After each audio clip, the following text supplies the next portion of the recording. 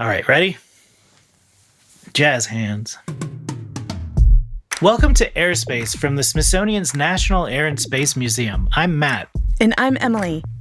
In 1903, the Wright brothers took a short flight on a beach in North Carolina and made aviation history.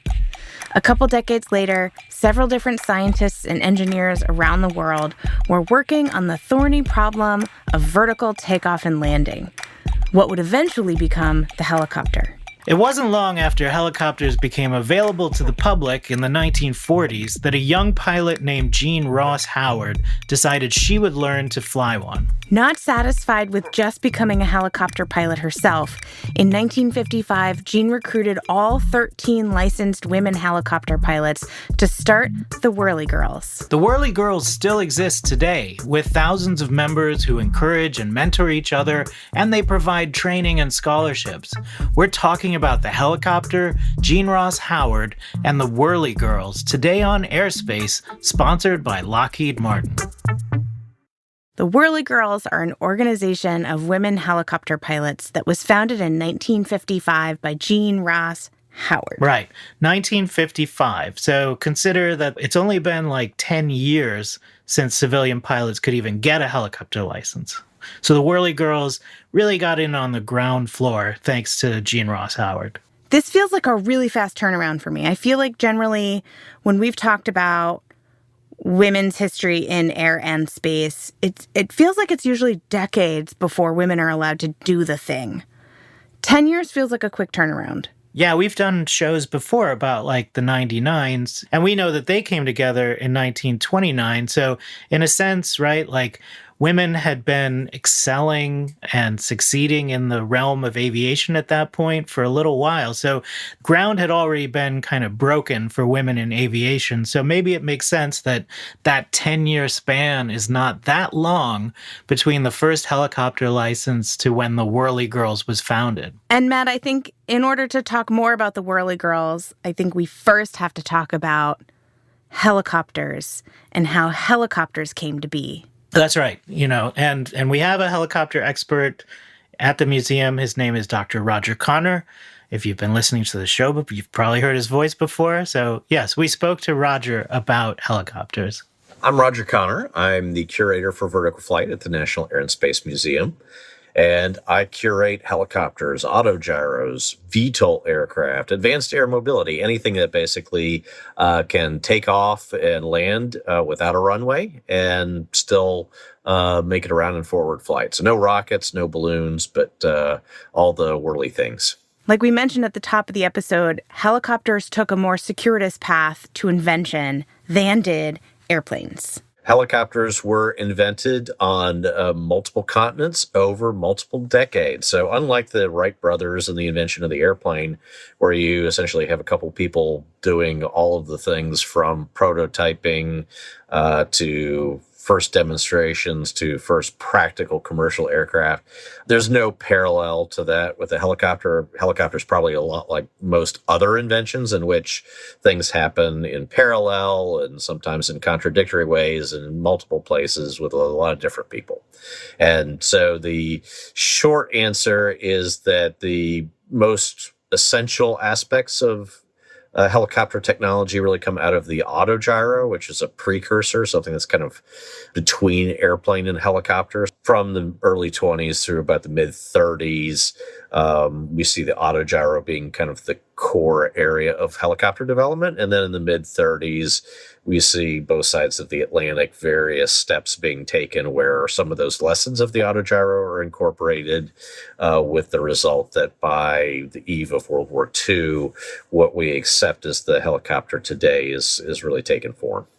So there are ways in which the helicopter is a sort of versatile type of flying machine, right? It can do some things that airplanes can't. Namely, it can take off and land in small spaces and can be more maneuverable than an airplane.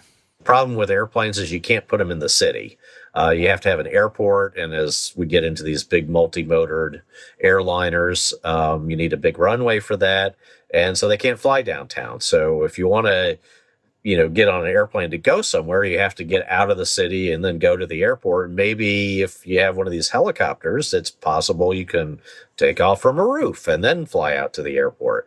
And so there's a beginning of this idea of what today we're now calling advanced air mobility, of being able to essentially unpack the two-dimensional street grid by using the helicopter as a form of three-dimensional movement.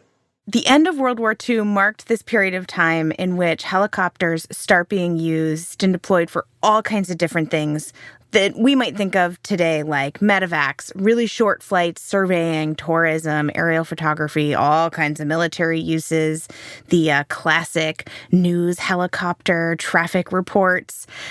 Police have them. There is so many different uses for helicopters beyond what they were being used for initially as a military aircraft. Yeah, and a large part of that, how it sort of exploded into all of these uses, has to do with the efforts of Larry Bell. So Lawrence Bell is Larry Bell, as most people know him. So he is the CEO of a company, Bell Aircraft.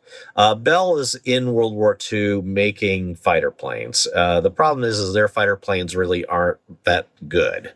P-39, P-63, they're okay.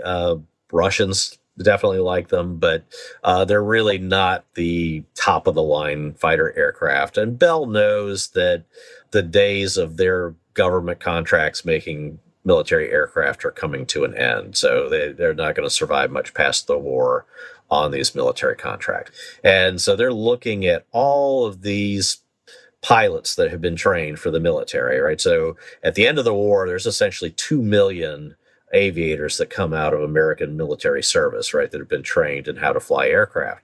And so these companies are, kind of licking their lips a little bit, saying, there's a lot of trained pilots that are going to come back home and they have the skills to operate, an aircraft. They're going to be, well-trained professionals. They're probably going to do well in the private sector when they come out, and they may want to have something that they can fly from their home. But we talked to Roger about the Bell helicopter, which, when he was talking about helicopters, was the helicopter I had in my brain, which is the helicopter from MASH. MASH, the TV show. Yep. But that's the helicopter I have in my head, and I didn't know that that was Larry Bell's helicopter. And he's not the only one that made helicopters. Roger introduced me to Igor Sikorsky, which I'd heard of Sikorsky's, and of course never occurred to me that that was named after a person.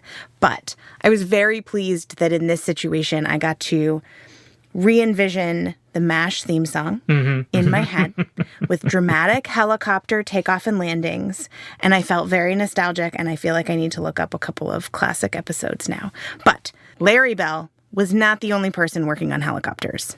Yeah, and Sikorsky's vision actually went beyond just using the helicopter for all these different sort of commercial uses.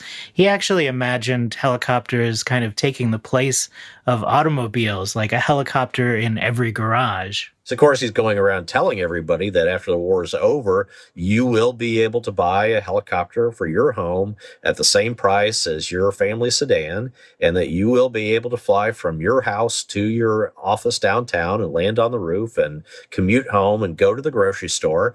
And they produce newsreels in 1943 that show exactly this, that Sikorsky's test pilot comes and flies to his backyard and delivers milk to his wife, and she takes it out of the basket while he's hovering. And people see this, and they absolutely believe that this is going to be affordable, it's going to be easy to fly, and, every middle-class house is going to have one. And there's a kind of a joke saying it towards the end of World War II, a helicopter in every garage, kind of a take on the old chicken in every pot, trying to get out of the Depression. I loved this idea, Matt, because I had never heard about helicopters in every garage. That sounds very noisy as a person who lives on a main street in Washington, D.C. That is one that helicopters typically follow. They're so loud. They are. I cannot fathom. But I had this very distinct vision in my head of flying cars, because I feel like people of my generation, maybe your generation as well, were really promised flying cars by now. Yeah, I think, this is totally the idea behind like the Jetsons, right? This type of like aerial mobility that you get from, in this case, a helicopter, in the Jetsons' case, a flying car that just opens up the world in all directions. So you're no longer tied to roads. And while we also didn't achieve flying cars, much like a helicopter in every garage wasn't really achieved, but the idea of having helicopters everywhere really takes off, Matt. And so you have all of this, focus on manufacturing helicopters. And so at this point, you have the Bell Aircraft Company that's being led by two of its engineers, Arthur Young and Bart Kelly, who create a helicopter that's really easy to manufacture.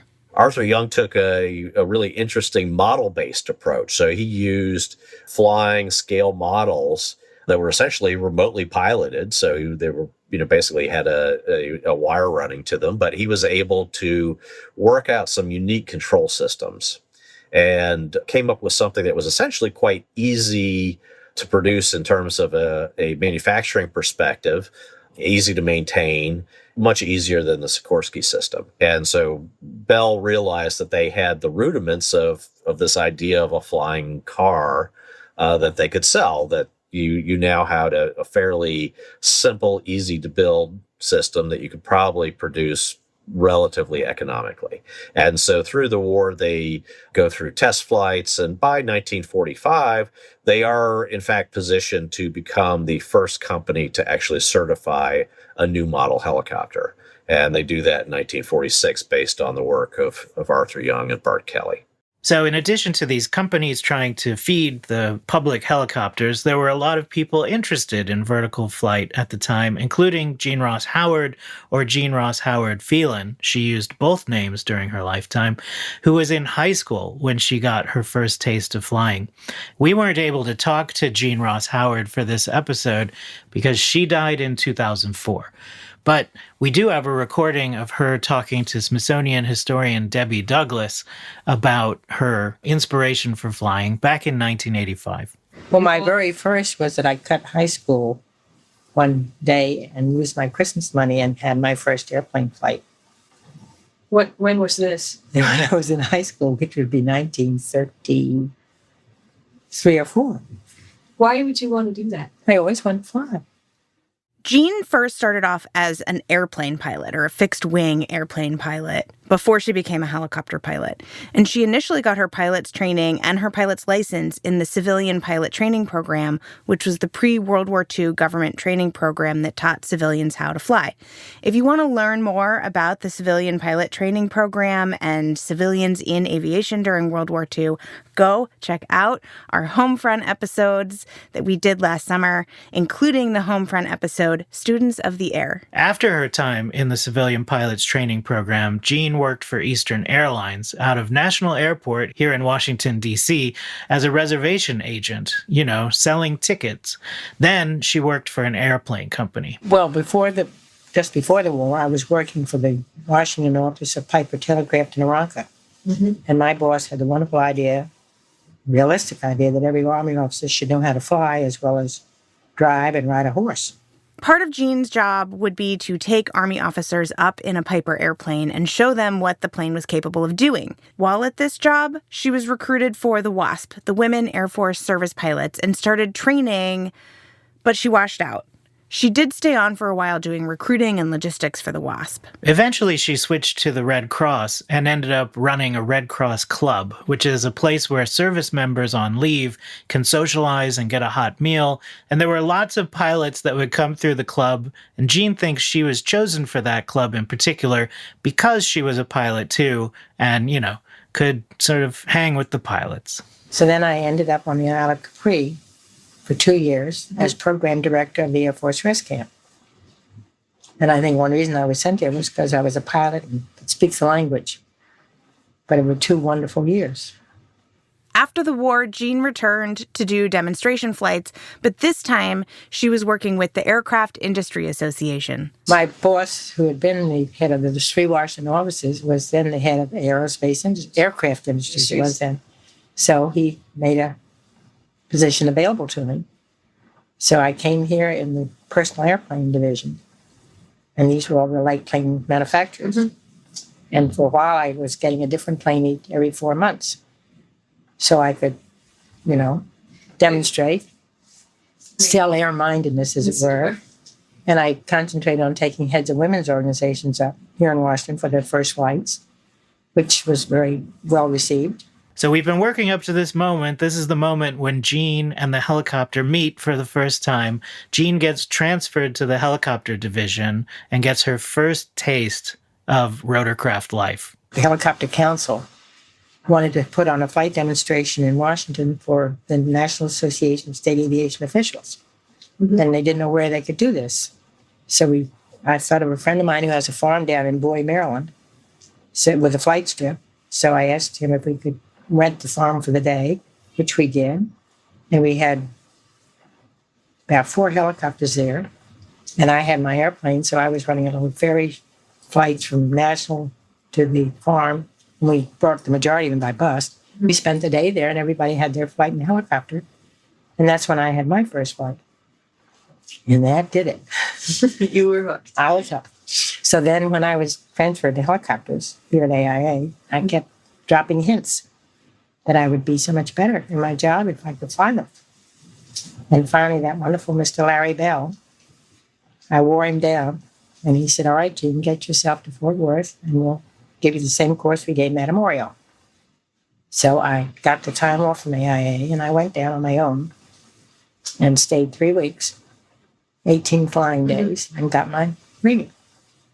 Not one to rest on her laurels, Jean decided to gather together all of the women helicopter pilots so far from around the world and create an organization. So on April 28th, 1955, the Whirly-Girls had their first meeting ever at the Mayflower Hotel, again here in Washington, D.C. They wrote their bylaws down on Mayflower stationery with a borrowed typewriter. Well, I thought I was the 8th one in the world. I thought there were 7 other women.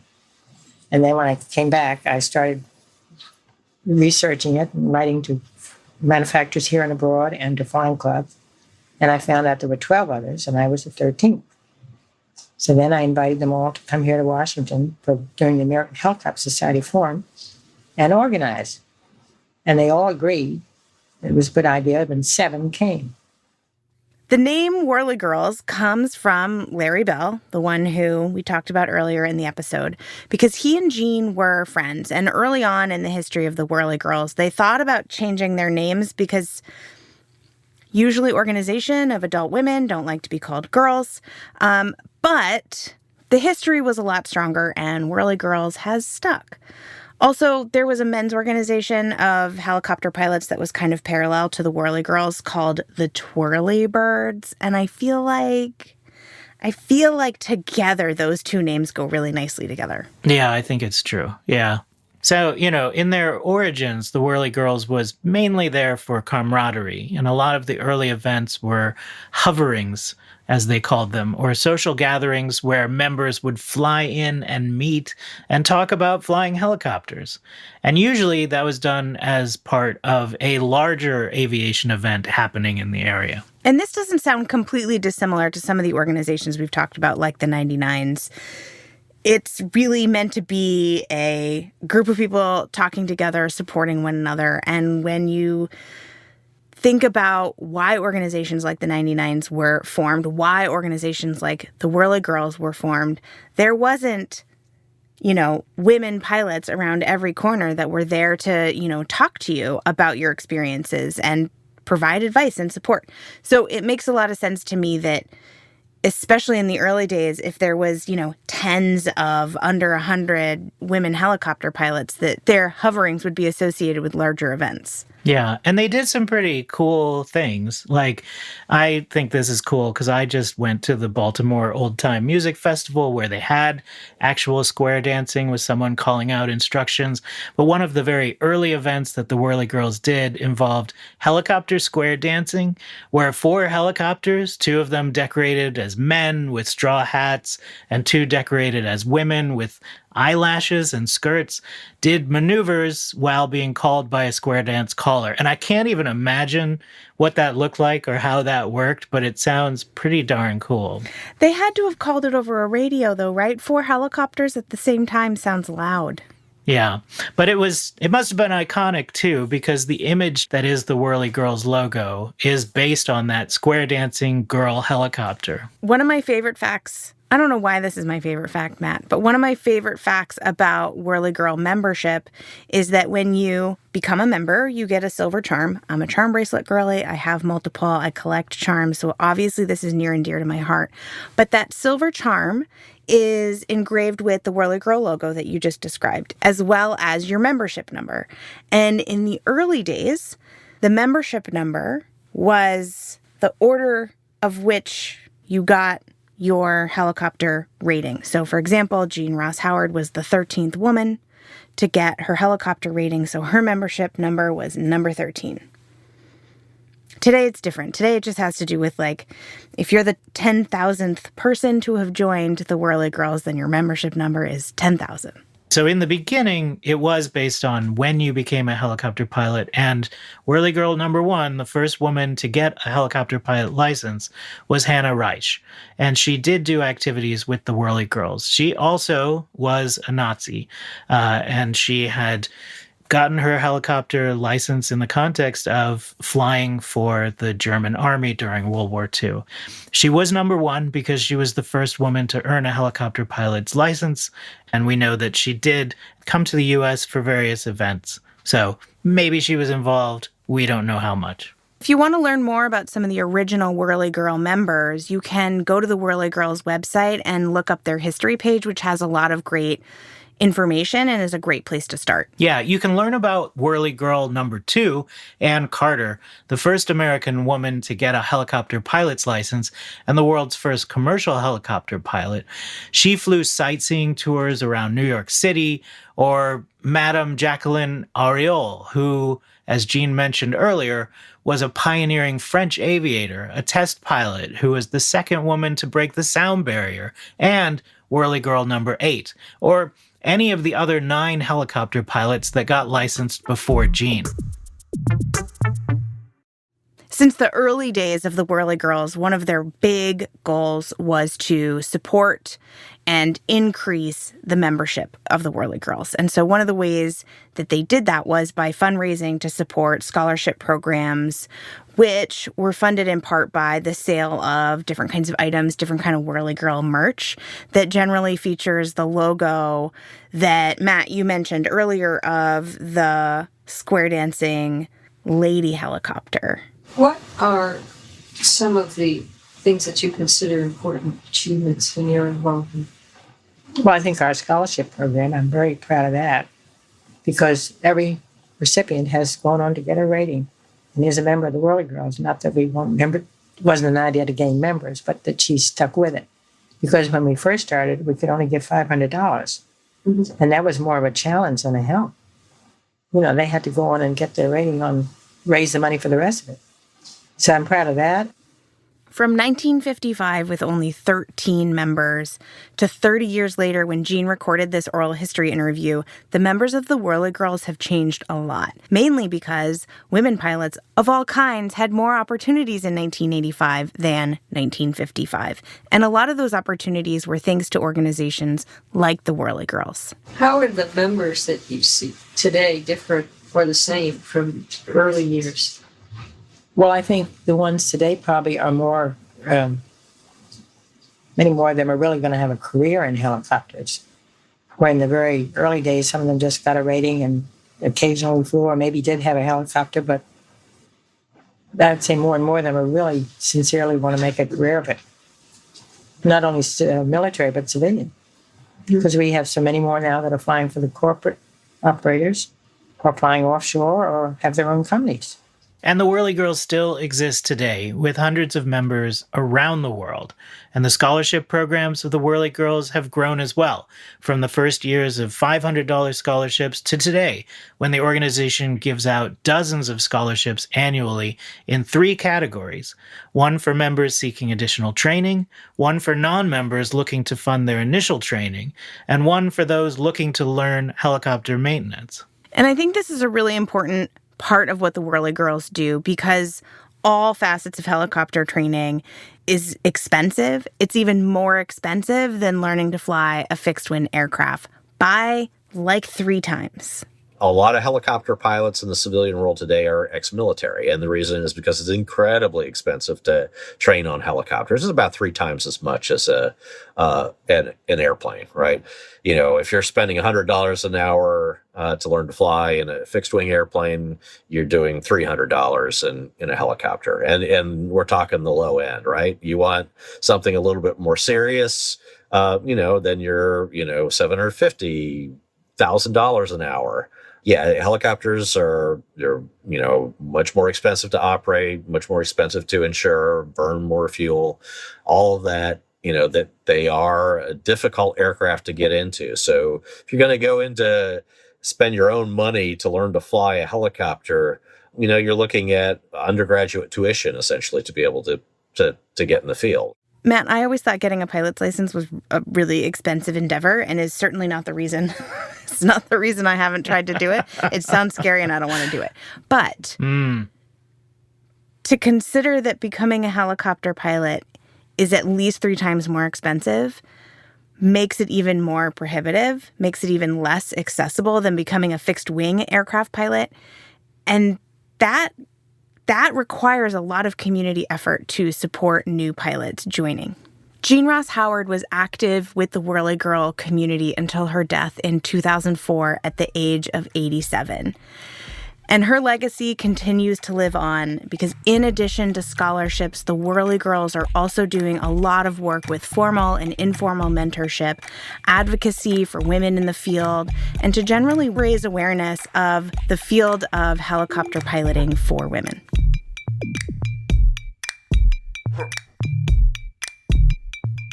AirSpace is from the Smithsonian's National Air and Space Museum. It's produced by Jennifer Weingart and mixed by Tarek Fuda. AirSpace is hosted by Dr. Emily Martin and me, Dr. Matt Schindel. Our managing producer is Erica Novak. Our production coordinator is Joe Gurr. Our social media manager is Amy Stom. A big thank you to our guest in this episode, curator Dr. Roger Connor. Additional thanks to the National Air and Space Museum Archives for the archival tape of Jean Ross Howard, and to Debbie Douglas, who recorded the oral history interview. Did you know that transcripts of our episodes include citations and extra fun facts? You can find them linked in the show notes, along with the sign up for our super fun monthly newsletter. For additional content, photos, and more, follow AirSpace Pod on Instagram and X. We're also on YouTube Shorts. Check us out on the museum's page. AirSpace is sponsored by Lockheed Martin and distributed by PRX.